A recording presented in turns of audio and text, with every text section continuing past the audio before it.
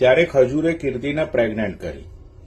તો નમસ્કાર મિત્રો, અનોખી વાતો જોરદાર વાત લઈને આવી ગયો છે. તો મિત્રો, તમે જાણતા જ હશો કે અત્યારે સોશિયલ મીડિયા પર ઘણા ટાઈમથી ખજૂરભાઈ અને કીર્તિ પટેલનો વિવાદ ચાલી રહ્યો છે.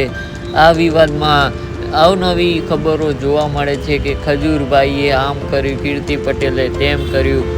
પણ મિત્રો, એક નવો જ વિડીયો હું લઈને તમારી સામે આવી ગયો છું કે ખજૂરભાઈ અને કીર્તિ પટેલ જ્યારે એક સાથે કામ કરતા હતા ત્યારે ખજૂરભાઈએ હોટલમાં જઈને કીર્તિ પટેલને પ્રેગ્નન્ટ પણ કરી હતી અને કીર્તિ પટેલ પ્રેગ્નન્ટ પણ થઈ હતી. પછી ખજૂરભાઈએ કીર્તિ પટેલને ઘણો ફોર્સ કરીને તેની પ્રેગ્નન્સી હટાવી દેવામાં આવી હતી. મતલબ તેના પેટમાં જે છોકરું હતું તેને મારી તોડીને હટાવી દેવામાં આવ્યું હતું.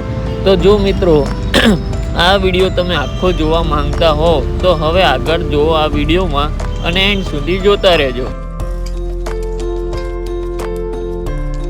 સચ્ચાઈ કહું મારા વાલા, સચ્ચાઈ કહું મારા વાલા. જે લોકો અહીંથી વિચારતા હોય ને એ લોકો આ વિડીયો નહીં જોતા. જે લોકો અહીંથી વિચારતા હોય, જેની અંદર સેન્સ હોય, એ જ લોકો આ વિડીયો જોજો.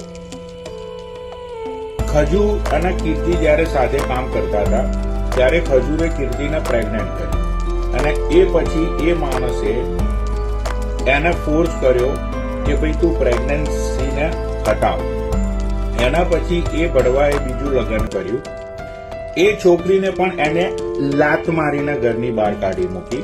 એના પછી એની જિંદગીમાં એક ત્રીજી છોકરી આવી, જે અરોરા નામની છોકરી હતી. એ છોકરીના બી રૂપિયા પૈસા હરામના ખાઈ ગયો, એને પણ લાત મારી.